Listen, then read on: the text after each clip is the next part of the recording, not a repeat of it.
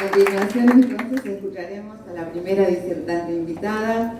Se trata de Ludmila Sheckman. Ella es profesora y doctora en Historia de la Universidad de Buenos Aires. Es investigadora del CONICET, en el Instituto de Investigaciones de Estudios de Género. Es además una trabajadora incansable que integra el colectivo de Historia Obrera, quizás la experiencia más importante de la universidad en su vínculo con los y las trabajadoras de Argentina y de la región. Entonces, le damos los 10 minutos a Ludmila, ¿sí?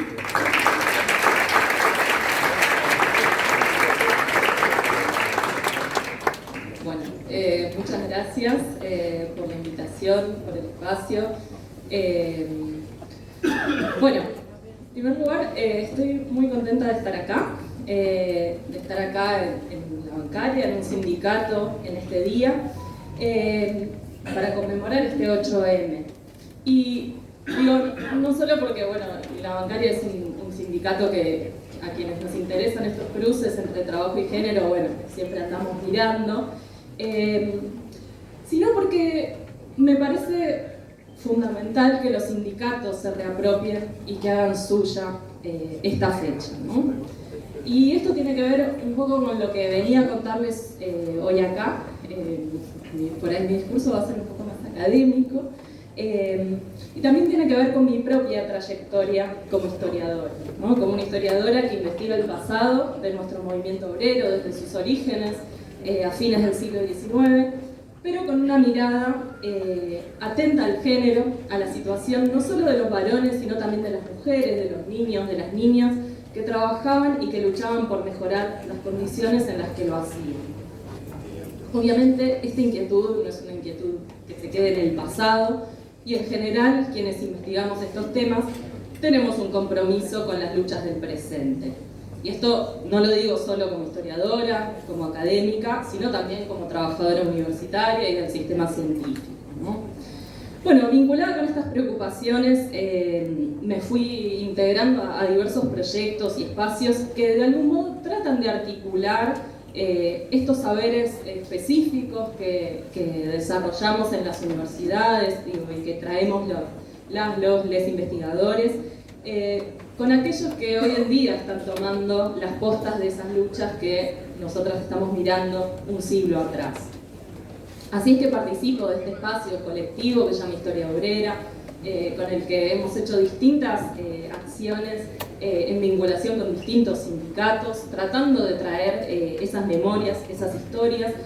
También participo en un proyecto de investigación científica de lo que era la Agencia de Promoción Científica y Tecnológica, que es una de las instituciones que ha quedado acéfala, pero bueno, que financió, o que estaba financiando un proyecto llamado Género, Trabajo y Organización Sindical en Mar del Plata, Cava y Córdoba, una contribución a la lucha por derechos en la Argentina reciente. Esto se los cuento porque en el marco de ese proyecto en el que estamos tratando de censar un poco las desigualdades en el mercado laboral, pero también específicamente trabajar con mujeres sindicalistas, tratando de pensar, bueno, qué dificultades se encuentran, pero también qué cosas se están logrando hacer.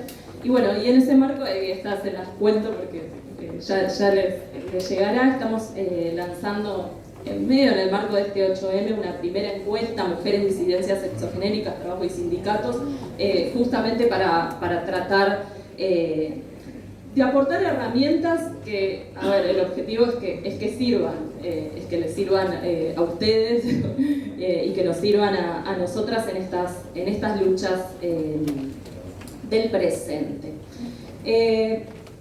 Y esto un poco porque estoy convencida como historiadora de que tiene sentido, o que de la unión de los saberes específicos que generamos y que traemos nosotras, con aquellos que aportan ustedes, digo, la experiencia y la trayectoria sindical que tienen es enorme, y creo que de la fusión o del intercambio de esos conocimientos salimos más fortalecidos y con mejores herramientas para avanzar en las luchas de hoy. Bueno, ¿por qué les cuento todo esto y por qué se los cuento en ocasión de un 8M? ¿O qué tiene que ver esto con lo que nos reúne aquí? Y yo creo que tiene bastante que ver, ¿no? Por suerte, creo que no estamos en un momento como hace no tanto, en el que nos regalaban flores, bombones y nos decían, bueno, que las mujeres la flor más bella que Dios puso en la tierra para que los hombres miremos y esas cosas.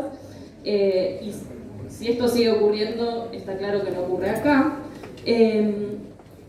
Y creo que hoy está claro, gracias a las múltiples convocatorias, actos, movilizaciones, que impulsan mujeres de distintos colectivos políticos, sociales, de distintas orientaciones políticas, que este es un día de lucha, ¿no? Y es un día de lucha contra la opresión femenina y para exigir derechos relativos a su emancipación.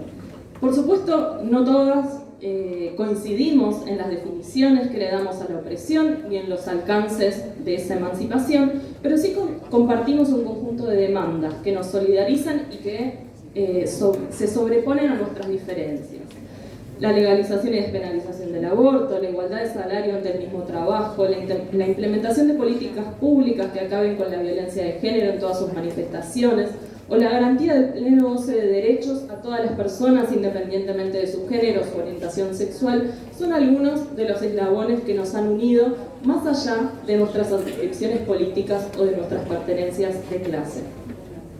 Pero tal vez lo que no está tan claro, y es lo que quiero reponer hoy acá, es el origen obrero de esta fecha. Porque no se trataba, en sus orígenes, solo de un día de lucha por la situación de las mujeres, sino que es una fecha que tuvo un origen marcado y decidido de clase, ¿sí? Desde el siglo pasado, el 8 de marzo es un día de lucha feminista y obrera, ¿no? Y tanto su origen, la fecha, las demandas son temas en pugna, son temas en disputa. Sobre eso me voy a detener un poquitito. La dimensión laboral y social de esta fecha tiene que ver con su historia, ¿no? Y sabemos que el origen suele ubicarse en un homenaje a 129 obreras textiles quemadas vivas en una fábrica en Nueva York en 1857 en represalia por una protesta por derechos laborales. Bueno, hoy sabemos, o entre quienes investigamos, entendemos o no hemos encontrado evidencias de que esta huelga efectivamente haya existido.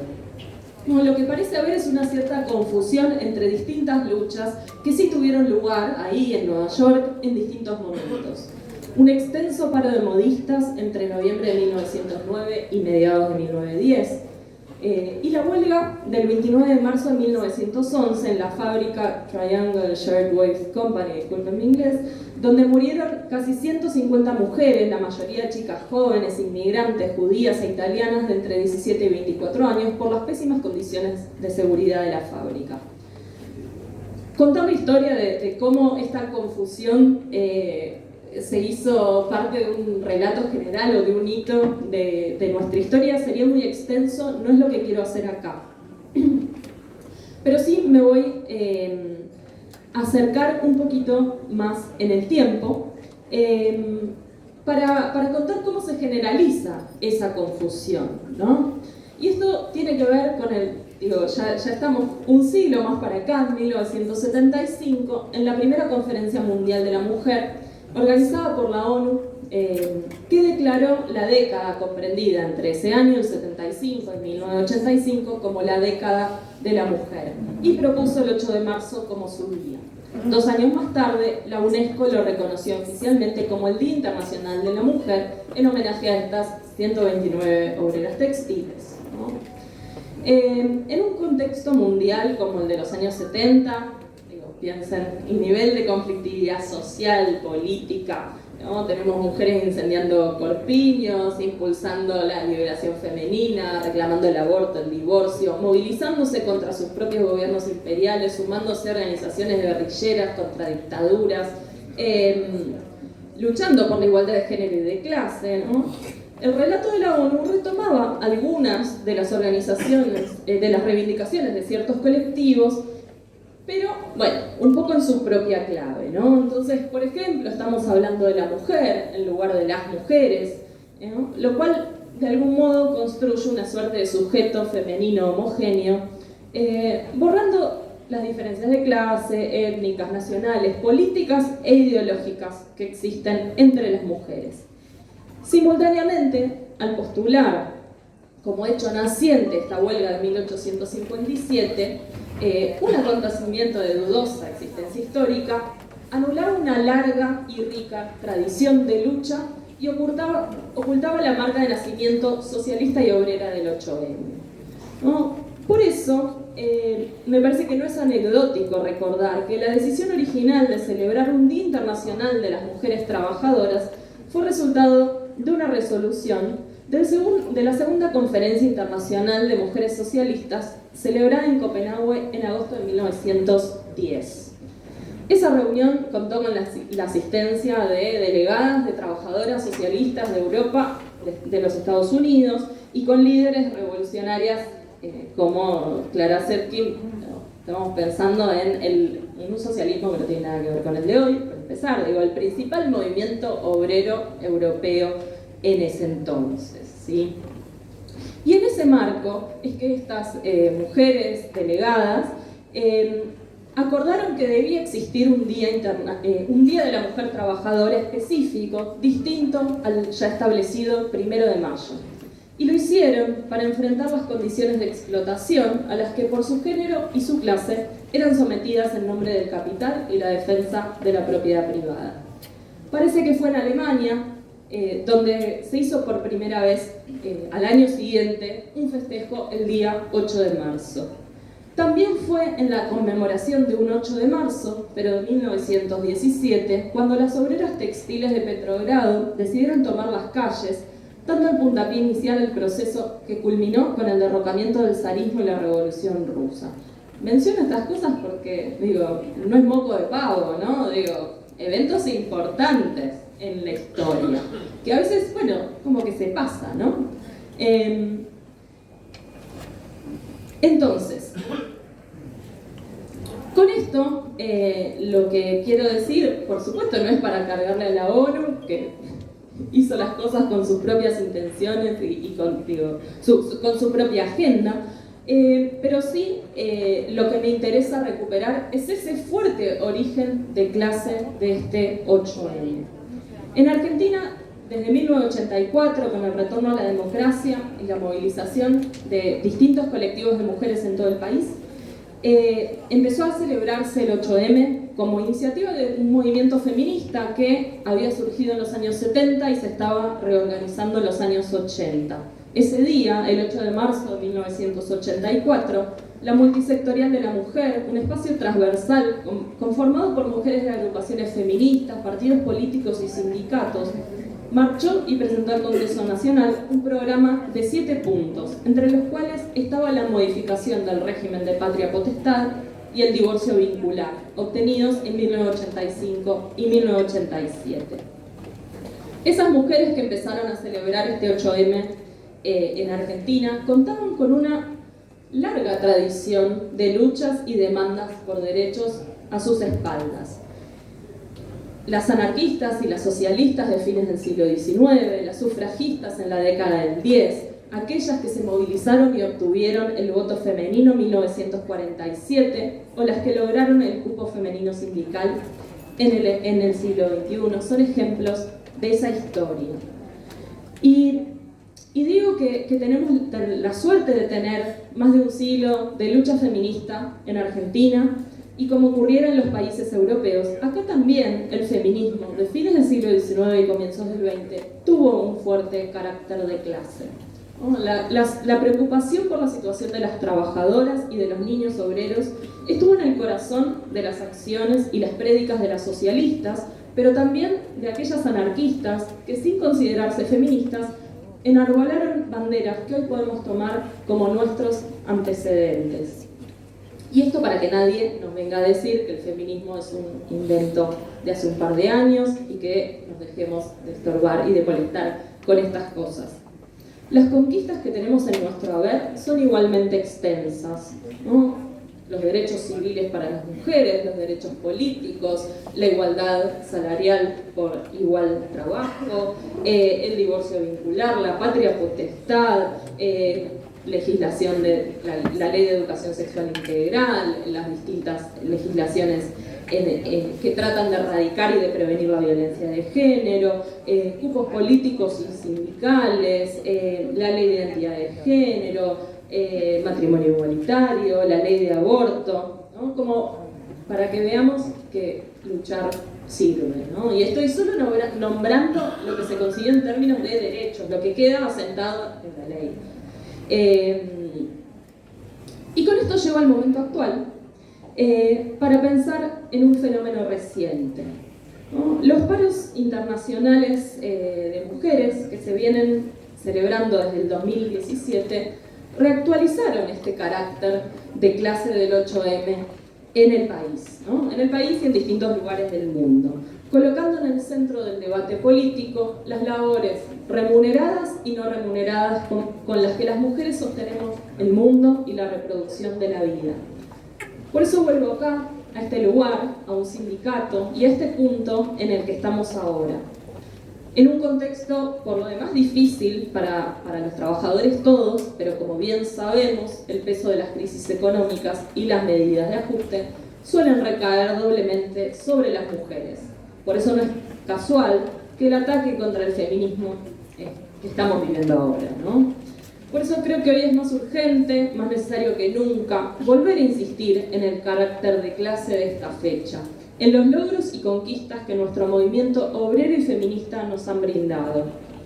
Por eso, como les decía, celebro que sea en un sindicato y en una de estas características, ¿no? Que ha sabido ser permeable y ayornarse a estas demandas, donde nos reunamos a pensar, a fortalecernos para las batallas que tenemos que dar, que sin duda no son fáciles, ¿no? Este contexto es espantoso, pero bueno, la verdad es que nunca las batallas han sido fáciles para nosotras y aquí estamos, con un siglo de historia y de conquistas.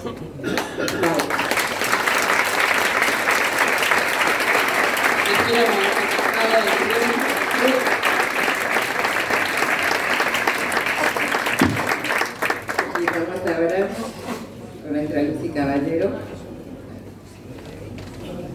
Le voy a presentar, que es feminista, licenciada y doctora en Sociología, investigadora de la Universidad de Buenos Aires.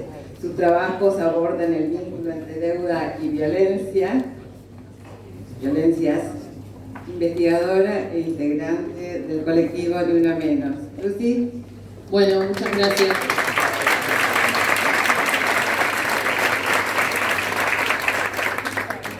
Bueno, el momento en que escuchás que todo tu currículum está desapareciendo, porque todas las instituciones a las que pertenezco están desfinanciadas, como decía la compañera. O sea que ya no tenemos un CV, sino un conjunto de luchas. Hoy igualmente voy a hablar desde, como decía Lu al principio, está bueno hablar decir desde dónde vamos a hablar. Yo me voy a parar un poco en la militancia, ¿no? La militancia al interior de este feminismo popular, que muchas estamos hace bastantes años intentando sostenerlo y también producir estas fechas como las del 8 de marzo, pero además que no sea solo un feminismo de la efeméride, ¿no? Entonces, voy a retomar algunas cosas que dijo la compañera Lu recién, porque me parece que está en una gran exposición. Y me parece que es importante decir que esta fecha, 8 de marzo, en Argentina tiene características singulares que si vas a otros lugares del mundo, por ahí no la entienden, ¿no? O no es la misma, no es lo mismo en Europa, no es lo mismo en otros países de Latinoamérica. Y como bien decía Lu, una de las luchas que dimos desde el colectivo que integro, pero siempre en conjunto con organizaciones sindicales y movimientos sociales, es que el 8 de marzo sea una fecha que tenga un carácter de clase, pero como decía Lu, ¿de qué clase? ¿No? ¿De qué clase hablamos? Y cuando decimos de qué clase hablamos, tenemos que hablar de la economía popular, tenemos que hablar de las trabajadoras sexuales, tenemos que hablar de un montón de formas del trabajo que muchas veces no se reconocen como trabajo, no solamente el trabajo doméstico, y eso ha sido una disputa política muy fuerte en el feminismo. No se ha logrado sin conflicto. De hecho, y es muy bueno recordarlo, el primer paro a Macri se hizo desde el movimiento feminista convocado en aquella época llamada CETEP. Y eso es una característica de nuestro feminismo, un feminismo que trata de potenciar las luchas de las organizaciones sindicales, que reconoce a las compañeras que están en los sindicatos dando las peleas y no las pone como enemigas, que quiere abrazar a la agenda también de las compañeras trabajadoras de la economía popular y ponerla en el primer lugar, empezar realmente por las últimas, ¿no? Una frase que se dijo mucho y que nosotras no lo tomamos como un mantra. ¿Cómo hacemos para que el feminismo empiece por las últimas de verdad? Y eso no es una tarea fácil, porque hay un feminismo liberal y eso no se puede negar. Hay muchas compañeras que prefieren que el feminismo sea llegar a un puesto de poder en una empresa y nada más. Hay otras compañeras que no reconocen a la economía popular como trabajo, ¿no? Que se quejaban de que hacíamos las asambleas en la CETEP o en la UTEP. Y creo que eso es una disputa política importante y que tiene que ver con qué es la clase obrera hoy en nuestro país, y que me parece que sindicatos como la bancaria ha sido siempre una casa abierta para dar estos debates. Aún sin no estar de acuerdo en todo, siempre se han mostrado abiertos para discutir con lo que va surgiendo como método y herramienta de lucha de nuestro pueblo, ya sea la economía popular, los feminismos, y por eso también quisiera empezar diciendo que para mí esta es una casa, ¿no? Y por eso cuando una tiene una casa la va a defender.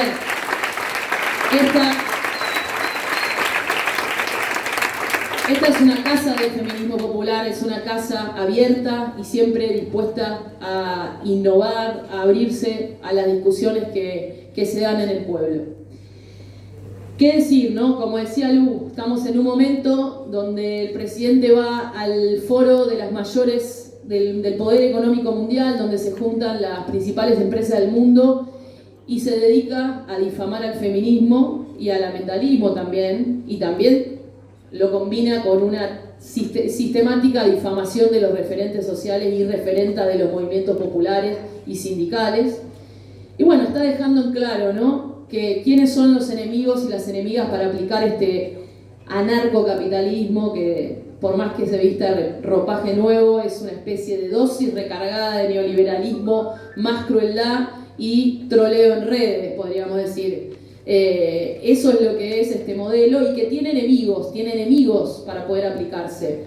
Y me voy a situar un poco en el feminismo porque estamos de cara a la preparación del 8M y seguro otras compañeras lo van a hablar de otro lado. Pero tiene que ver con que hoy este capitalismo financiarizado, que es el mismo, que es el del Fondo Monetario, pero también el de fondos de inversión como BlackRock, que se quieren quedar con el Banco Nación, pero que lo vamos a defender.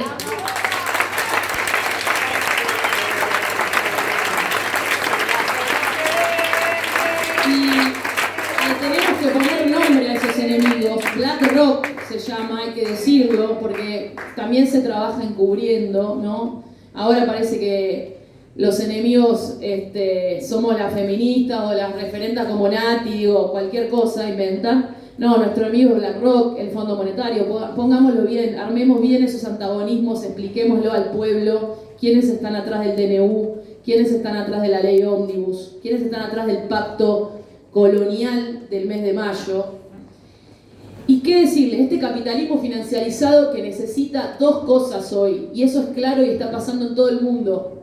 Necesita depreciar constantemente el trabajo de las trabajadoras públicas, pero también el trabajo de la economía popular. ¿Cómo se paga la deuda? La deuda la pagamos con la sangre de las compañeras de los comedores y de los merenderos, y también con la de las trabajadoras estatales, con la de las trabajadoras de distintas áreas del Estado que están haciendo ese ajuste. Necesita despreciar trabajo, necesita invisibilizar trabajo, hacer que todo el trabajo que se hace en los barrios sea no remunerado, y necesita quedarse con nuestros recursos naturales. Por más que el capital financiero se proponga abstracto, que se reproduce solamente en las pantallas de la Bolsa de Comercio, que no tiene nada que ver con nosotras, necesita de nuestro trabajo, que nuestro trabajo esté mal pago o no esté reconocido, y necesita de nuestros recursos. Y eso es lo que está atrás de mi ley. Por eso, y esto le quería plantear también en términos estratégicos, compañeras, compañeros, hemos estado varias veces acá discutiendo, pero quizás estamos discutiendo con estrategias para otro tipo de gobiernos, ¿no? ¿Qué significa un gobierno que ni siquiera busca intercambiar gobernabilidad con los movimientos? No tiene escuchas frente al conflicto social, está dando batallas en todo. Es un gobierno que gobierna a través de la destrucción de un neoliberalismo en ruinas, ¿no? Gobierna mediante el caos y la destrucción. Y tenemos que darnos un debate estratégico sobre cómo intervenir en ese marco. Y ahí, obviamente, el rol del movimiento obrero organizado es fundamental. Y por eso creo que nosotras, como movimiento feminista, vamos a estar dándole fuerza transversal a todos los conflictos que haya en nuestro pueblo. Este 8 de marzo va a tener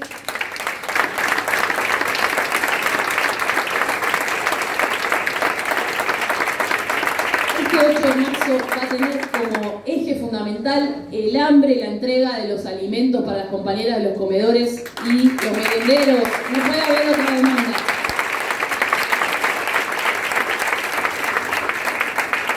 Pero además, vamos a decir abajo el DNU, porque el DNU, y vamos a ir al Congreso, porque el DNU es el origen, es el marco jurídico del saqueo y la destrucción. Es el que le da la posibilidad de privatizar el Banco Nación, es el que está dándole el marco jurídico para desfinanciar a las provincias y además es el que le está dando vía libre al saqueo sobre la vida cotidiana de las compañeras y de nosotras, de las corporaciones. El DNU liberó precios de alimentos por derogar la ley de góndolas y otras regulaciones de la Secretaría de Comercio, liberó el precio de las prepagas, liberó el precio de los alquileres, incluso es tan perverso este DNU que libera las tasas de interés de los intereses punitorios, o sea, te endeudas para vivir porque no te alcanza la plata y encima te cobran más altos los precios, ¿no? Más alta la tasa de interés. Y eso creo que ahí la banca pública tiene que dar esa discusión de cara a la sociedad. ¿Cómo puede ser que las compañeras que están sin recibir alimentos, sin recibir el potencial trabajo que lo están dando de baja arbitrariamente, encima estén endeudadas a tasas usurarias? Eso no podemos permitirlo. Pero entonces, me parece cuáles son esas tareas. Pienso en un proyecto en un proyecto colonial, ¿no? Tenemos que trabajar y aportar a darle fuerza a todos los conflictos, a ese plan de acción que va a conducir el movimiento obrero organizado, pero tenemos que hacerlo con las condiciones que se ha dado a nuestro pueblo. No podemos volver al modelo de los 50. Es decir, ese movimiento obrero organizado que va a conducir la lucha tiene que hacerlo poniendo a las trabajadoras de la economía popular, dando lugar al feminismo y a otros sectores afectados para que realmente podamos construir una unidad en la transversalidad para enfrentar este modelo. Y entonces creo que ahí estamos, decirles para finalizar que desde acá y desde este movimiento feminista que siempre está en disputa, como decía Lu recién, acá tienen compañeras a disposición para ese pacto popular y anticolonial al que están llamando los compañeros de los sindicatos frente al intento extorsivo en el mes de mayo de llevarnos a un modelo colonial. El feminismo va a estar apoyando al movimiento obrero desde la construcción popular para enfrentar este modelo colonial. Gracias, compañeros.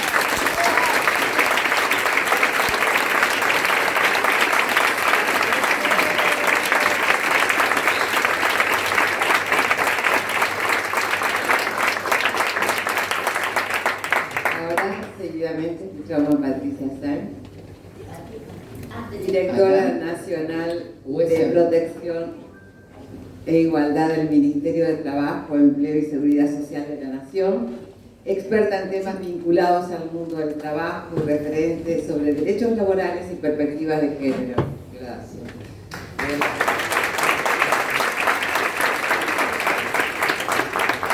Bueno, en primer lugar, gracias por la amorosidad de llegar a este sindicato que para mí es una puerta abierta y es un lugar de sostén en donde las compañeras nos han sostenido durante mucho tiempo.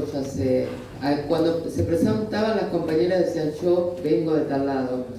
Yo quiero representar muy humildemente a los trabajadores del Estado.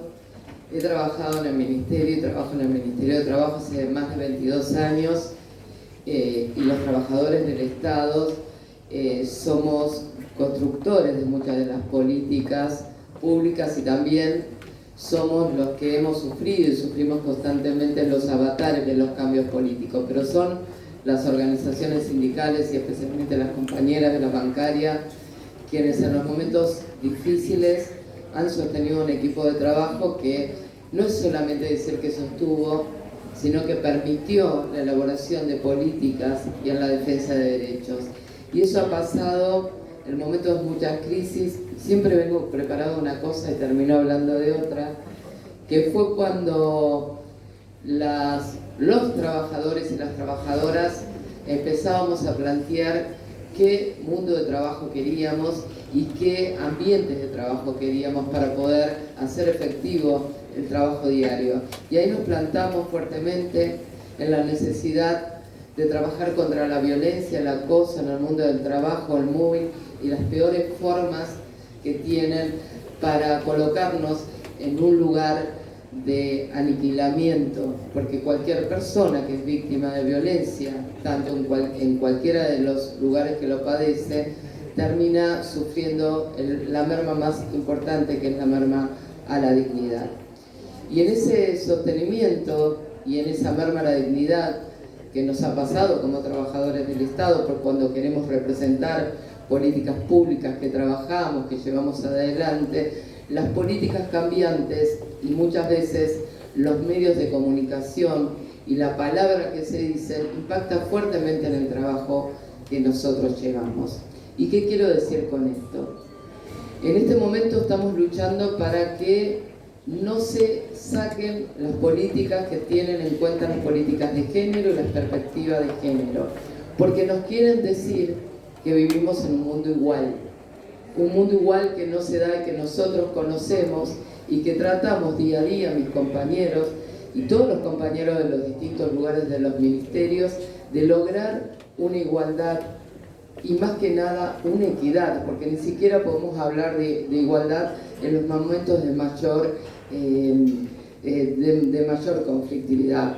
¿Y qué quiero decir con esto? Que cuando el mensaje es que sí, que somos iguales y para qué luchar, es lo que nos quieren hacer callar, y en ese callar silencioso diciendo ustedes son iguales, van quitando los derechos y las conquistas que hemos llevado durante mucho tiempo y que debemos seguir llevando. Hablaba con alguien, le comentaba, la Dirección Nacional a la que pertenezco tiene distintos temas. El 31 de marzo es un día clave para nosotros los trabajadores. Y en esa Dirección Nacional estamos trabajando el tema de violencia laboral, estamos trabajando el tema de consumos problemáticos, estamos trabajando el tema de trata y específicamente estamos dándole una mirada transversal a todas las políticas de trabajo en el Ministerio. Pero creo que con este concepto de igualdad ya no son necesarias. ¿Y qué estuvimos viendo? Frente a la necesidad de los trabajadores, yo quiero comentarles algunas cosas particulares. Siempre vengo y charlamos del tema de violencia laboral. Hoy quiero contarles un poco del impacto de los consumos problemáticos, específicamente en las mujeres, en la vida social, pero en la vida privada, pero también el impacto que tiene en la vida pública y cómo esas desigualdades se están dando tanto en el tratamiento y en la forma de enfrentar los problemas. Para nosotros, cuando empezamos el tema de consumos problemáticos y salud mental, fue un tema que no se consideraba muy importante, la verdad, y que nosotros insistimos en la necesidad de crear un programa que pueda hacer valer esas leyes que hoy contaba, de tantas conquistas que hemos tenido, pero que realmente sean efectivas. Por eso sabemos que los trabajadores y las trabajadoras, gracias a la conquista y la lucha de muchos, el consumo problemático es visto como un problema que tiene el trabajador, pero que tiene que quedar dentro del mundo del trabajo con políticas que cooperen a que ese trabajador pueda reintegrarse y pueda, esto de que hoy hablábamos, ¿no?, de salir del tratamiento individual para que en lo colectivo sane y se reintegre al mundo del trabajo. Pero ¿qué ha pasado con las mujeres en esto? Y esto es necesario decirlo, por eso es necesario que se sostengan ciertas políticas que son silenciadas o no escuchadas con el consumo de las mujeres y los problemas de salud mental de las mujeres en el mundo del trabajo. En realidad hay muy pocos estudios, nosotros siempre hemos sostenido dos. Uno que habla de los tratamientos y el otro que habla de la línea de comunicación para comentar los problemas. Miren, cuando se habla de... hay una línea que es la línea 144, que deben conocer muchos, donde cualquiera puede llamar y manifestar que hay un problema de un consumo problemático. En ese caso, las mujeres y las diversidades, en el 70% estamos pidiendo y informando que hay un problema de consumo. O sea que siempre la mirada también en el otro, en cómo acompañar al compañero, pero cuando se ve y se analiza los casos y los tratamientos, el 70% de los varones pueden continuar el tratamiento y el 30% de las mujeres, esto lo digo en forma muy genérica, no sé el número exacto, pero es en ese porcentaje, las mujeres accedemos a esos tratamientos. ¿Por qué? Porque todavía estamos condicionadas con factores sociales en los que nos establecen roles, en donde las mujeres no podemos dejar a nuestros niños para ir a acceder a un tratamiento, porque no está permitido ir con niños, no se le permite pensar una política para las mujeres, y donde en la mayoría de los casos las mujeres llegamos a esas condiciones para poder sostener, y lo digo de esta manera, la violencia intrafamiliar que se sufre en los lugares, con el estigma de que culturalmente una madre, como una madre, va a tener que consumir para poder estar, si ella es la responsable del cuidado. O sea que a pesar de los muchos avances que hemos hecho, todavía en las mujeres, y especialmente en el caso de las mujeres más vulnerables, somos las que estamos condicionados a seguir sosteniendo estos estereotipos que no nos dejan salir de la pobreza y de la violencia. Por eso es importante que cuando nos digan que somos iguales y que la lucha no se terminó, sepamos que nos están tratando de confundir para que nos quedemos quietas. Por eso para mí este 8 de marzo es muy significativo, porque es empezar a trabajar de cómo salir de lo individual y particular de cada una para ir a abrazar a la otra hermana y al otro que está ahí. Porque los mensajes son silenciosos. Ya no se habla más con la A o con la E, y cómo vamos a seguir hablando. El lenguaje nos marcaba la diferencia para poder tener en claro qué políticas públicas teníamos que hacer. Porque es necesario que en la salud haya protocolos de género que entiendan cuál es la problemática y cuál es la situación de las mujeres en el sostenimiento de estos temas. Que haya capacitación, que no se termine la ley Micaela, por favor. La ley Micaela es una ley que va hacia todos los funcionarios, porque si no, las mujeres llegamos a puestos de poder también con conductas que nos han impuesto de patriarcado y de dominación. Por eso creo que es importante que sigamos hablando, que sigamos discutiendo, que las calles sean, como siempre han sido, compañeras nuestras, que nos hermanamos y que sepan que los trabajadores del Estado lo único que queremos es una sociedad más justa, más igualitaria, y nos van a tener ahí siempre, como sea, luchando para que esa igualdad, para los compañeros de los comedores que lleguen, para que nosotros podamos estar presentes siempre, siempre al lado de los trabajadores y las trabajadoras. Muchísimas gracias.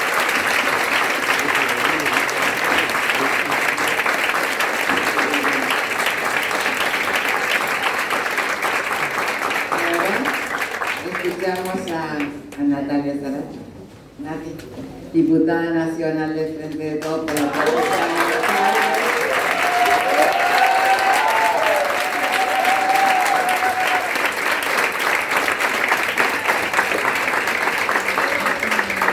Bueno, gracias por la invitación.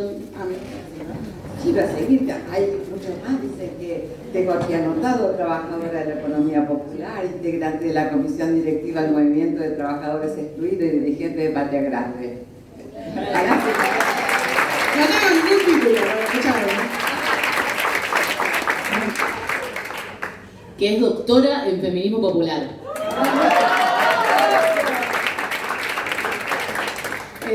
Bueno, nada, agradecerle la invitación, agradecerle a Claudia. La verdad que, nada, venía pensando como muchas cosas. Suelo ser muy crítica, mi compañera que me parece en muchos paneles, sabe, creo que cada vez tenemos que reafirmar más, digo, yo no puedo dejar de venir a la casa de los trabajadores, de las trabajadoras y no seguir dando la discusión, porque creo que es una deuda que todavía no está saldada. Creo que hay muchos compañeros que entienden, muchas compañeras que entienden, pero hay muchos que no. Entonces creo que es importante debatir, ¿no? La nueva, vieja discusión del pleno empleo, del mundo del trabajo. Yo creo que si no saldamos esa deuda, claramente no vamos a poder avanzar y que tenemos que también pensar, digo, nuestro espacio político, el campo nacional y popular, y ya no hablar de un lugar solamente de la economía popular. Digo, hay muchos trabajadores que están trabajando con, si se quiere, un recibo de sueldo y hoy son pobres, ¿no? Entonces creo que si nosotros, primero tiene que haber un consenso, que quiero hacer una pregunta acá, porque para qué me invitan, si ya saben, es, ¿todos estamos de acuerdo que somos trabajadores, que somos trabajadoras? Bueno, si estamos todos de acuerdo, nosotros, eso es lo que va a garantizar que podamos sacar a este mamarracho que nos está gobernando.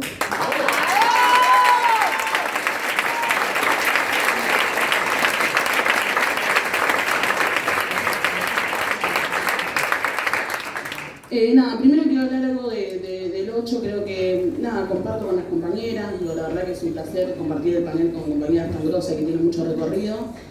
La verdad que la veo difícil, creo, siempre dije lo mismo, a nosotros nos cuesta mucho sentirnos representadas en un feminismo, si se quiere, que lleve nuestra agenda o nuestras demandas, ¿no? Y es un planteo que lo hacemos siempre. Hoy estaba Dina, le decía que se venga a sentar y no se quería sentar, tenía otra reunión, pero Dina es un ejemplo también para nosotras, ¿no? Esto de la importancia de ocupar los lugares, ¿no? Nosotros seguimos discutiendo, tenemos que ocupar los lugares, ¿para qué queremos ocupar los lugares? ¿No? ¿Para qué queremos estar en esos lugares? Después tenemos otra realidad, ¿no? Que no hay nada que vos puedas decir, que después la realidad te dice, no, estoy acá, que es que las compañeras están sosteniendo la olla, ¿entendés? Y que la están pasando mal, ya la venían pasando mal. Imagínense que si ustedes que están trabajando, que mínimamente tienen un recibo de sueldo, que tienen un piso de ingreso, que la pueden pilotear, que de repente se van a ajustar en algunas cosas, esas compañeras que tenían muy poco ingreso, que estaban atajando penales todo el tiempo, hoy no saben si van a cobrar o no, ¿no? Y ni hablar, digo, que eso no se actualizó, que aumentó mucho más los alimentos. Hoy los precios de los alimentos son violentos. Y no estamos hablando de cambiar la marca, estamos hablando de dejar de consumir. Y eso se ve reflejado en los barrios, ¿no? Y se ve reflejado en los comedores, que a muchos les da vergüenza de hablar de eso.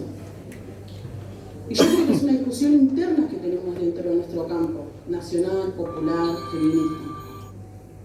Tenemos que hablar, si nosotros decimos que las más pobres de los pobres son las mujeres, tenemos que tener esa agenda. Tienen que haber compañeras, pero para que hayan compañeras tenemos que garantizar que esas compañeras puedan estar. ¿Quién se va a encargar de hacer la comida para que las compañeras puedan venir el 8? ¿Quién va a garantizar de que esas viandas salgan y que eso llegue a donde tengan que llegar? Es una discusión que creo que no está saldada, que creo que está bueno darla, que creo que hay que empezar a rediscutir todo, no solamente el feminismo, esto lo traslado. Ayer escuchaba, vengo escuchando mucho, y ayer fui al acto de Axel, no sé si lo vieron.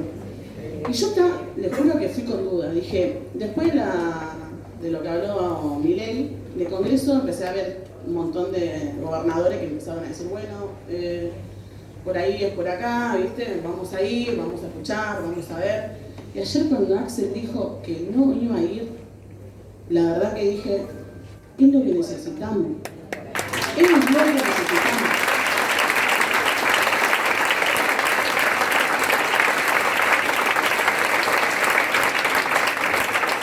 Y yo le digo porque cada vez, esto que decía Lu, ¿no? Como que nos quieren disciplinar, nos quieren, bueno, nos persiguen, a los que nos animamos a decir lo que nos parece. Creo que nosotros tenemos que empezar a recuperar nuestra identidad y lo que nos representa, no repensarnos, sino defenderlo. Digo, no está mal ser peronista, no está mal creer en la justicia social, no está mal creer en la definición de la justicia.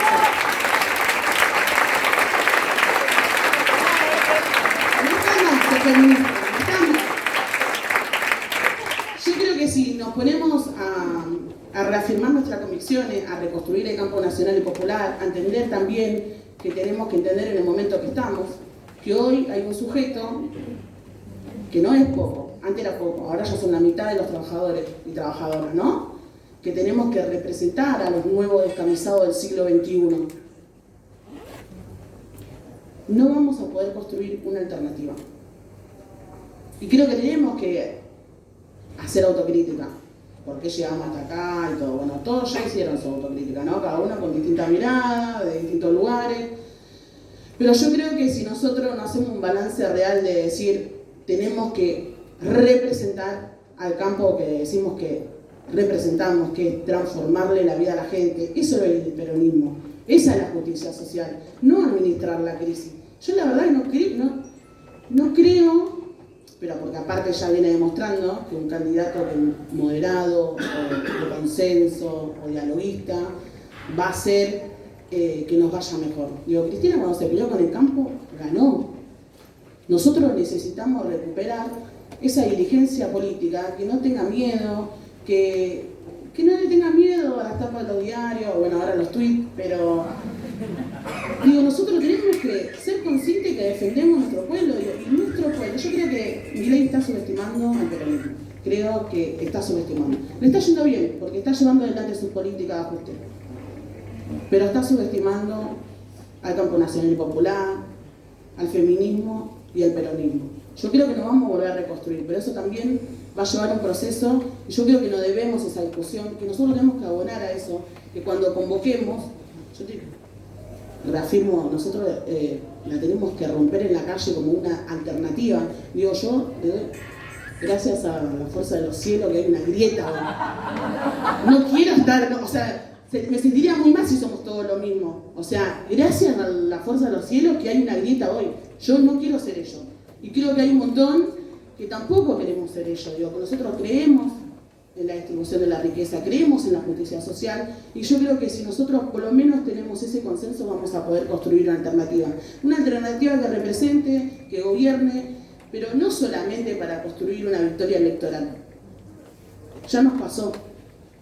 Nosotros necesitamos una alternativa que le transforme la vida a la gente, que es lo que nos enseñó el peronismo, a poder planificar, a poder desarrollarnos, a poder entender que tenemos que defender nuestros recursos naturales. Yo creo que le quería compartir esto porque es como que lo vengo pensando, ayer me quedé pensando un montón lo que dijo Axel, y creo que si nosotros no entendemos eso, que no es tampoco estamos en Disney, no conozco Disney, pero me imagino que debe ser lindo. Bien. No, la verdad que no. Yo mando a mis pibes al colegio público, nosotros usamos sistemas de salud público, la verdad que hay que mejorar un montón. Digo, pero nosotros no tenemos que destruir lo que ya existe, tenemos que mejorarlo. Y para eso tenemos que usarlo. Uno no defiende lo que no conoce. Eso se tiene que entender. Nosotros tenemos que conocer lo que defendemos, para defenderlo de verdad. No sé si comparten o no. Por ahí estoy muy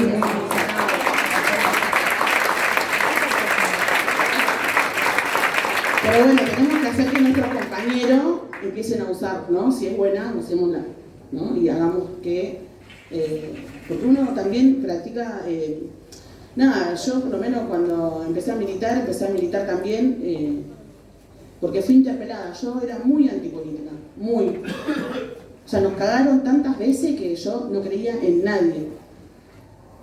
Ahora todavía me cuesta creer en alguna persona. Pero bueno, estoy trabajando.